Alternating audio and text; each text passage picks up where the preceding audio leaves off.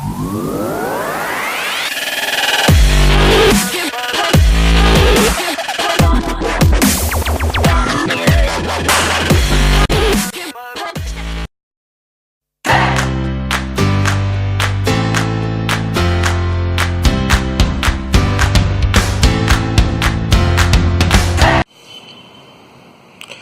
over here we've got our next tool.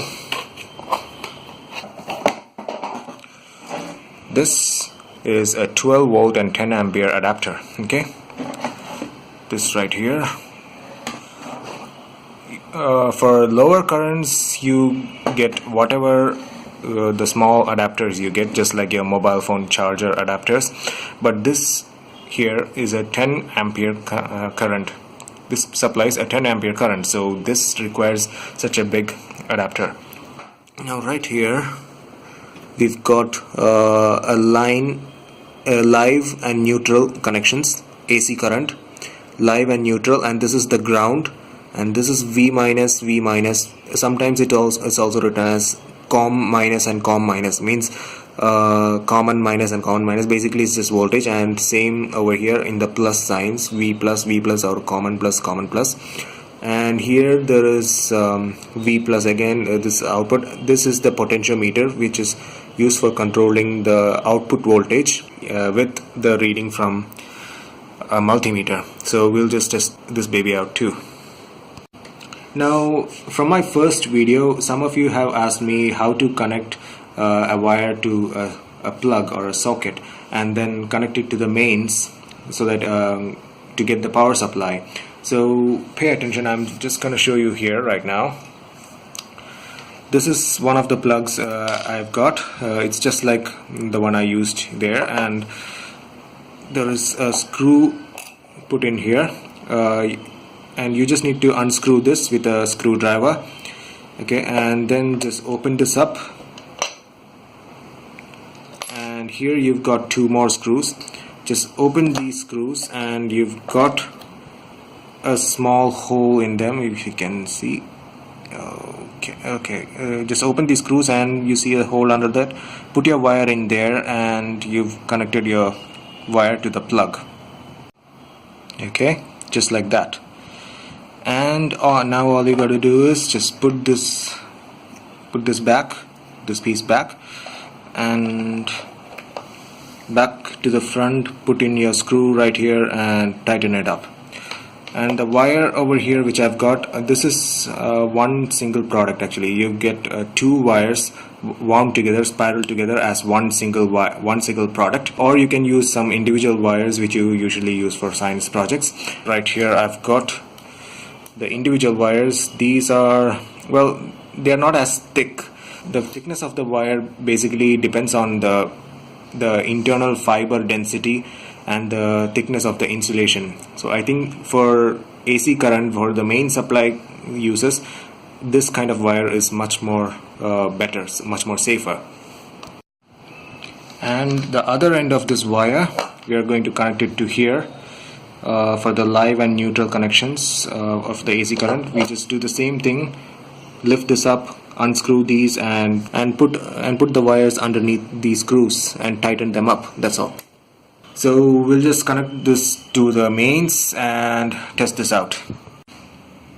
Okay, so we've connected this to the mains, and you can see that the LED bulb is lit up, which means the power is on. We'll just close this for safety, and we'll just test out each voltage at the AC input and at the DC input. So right here we're going to measure the AC input, so that's what is here, 750 volts and 200 volts. We are expecting at least 220 volts or anything around that, so we'll set this to 750 volts. Okay, so we'll set our pins right here. Okay, there we go. And what does the reading show? Okay, it's about 200, close to 220 volts AC current. Okay. And the next is we are going to check the DC output voltage, V minus and V plus. For that we'll have to change this to where we are expecting 12 volts, so we'll set it to DC 20 volts. Right. and we set the pins accordingly, V minus and V plus. Okay, we've set it there, black at the V minus and red at the V plus. And what does the reading show? Okay, 11.9, close to 12 volts DC.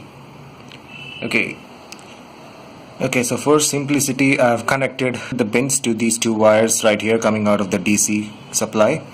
I could have done that earlier, and it shows the same current, 11 voltage, 11.91 something.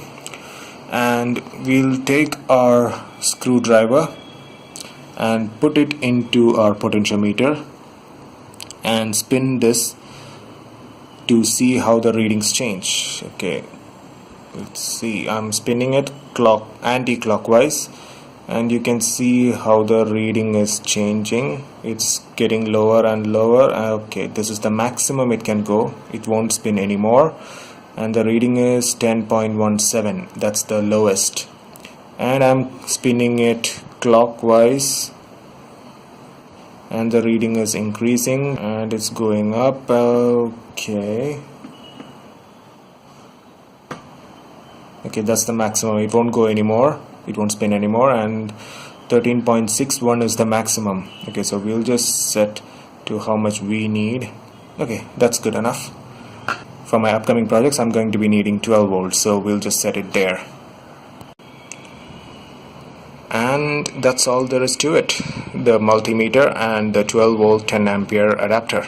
So the price of the multimeter which I've bought comes up to 160 rupees. Yeah, and that comes to less than $3 US. And as for the 12 volt and 10 ampere adapter which I've bought, that came up to 450 Indian rupees, and that would come to less than $6 or less than $7 US. So we see today how useful these two tools are, these two things. So I definitely recommend you to get at least one of these because they are gonna be very handy for your everyday life. You might definitely need it, especially the multimeter. That's very useful. And there is one more thing I needed to talk to all of you out there. There is a common ideology, or rather a common misconception which goes on that, ooh, this guy's doing something big, I can't do all of that, I don't have the knowledge of all of these things. No. I'm not doing anything big here. I'm not doing any hi-fi stuff. It's just whatever I'm doing, all the principles of projects which I'm talking about here, the mechanism of functioning of different things which I will be talking here further, all of these are basic physics related stuff which you studied in your school, either high school or higher secondary school. You studied these in theory and as well as small practicals. We are only applying those things here, nothing more. I'm not an engineer myself. All my knowledge is limited to whatever I've studied in my school. That's how. So even you can do all of these. It's not like I can do this because I have more knowledge. No. All you need to do is refresh your memory. You can make these projects yourself as well. So I definitely recommend you to try these out and see for yourself how useful these things are. Of course, these projects are not big enough to be commercialized. No. But they can definitely serve your purpose at a small scale level or at your own individual level. Of course, these are very good, very effective cost cutting techniques, or rather money saving techniques. I definitely recommend you to try these out. My first two projects have already been made, the DIY Studio and the DIY VR Box. I'll be sharing the links down below in the description, so please do check it out, and if you like it, then please do try those out. So that's all for today, folks. If you like my video, then please do give me a thumbs up and do subscribe to my channel for more DIY videos. And do hit the bell button down there so you can stay notified about my next upcoming videos. Thank you everyone for watching. This is ShobuK signing out.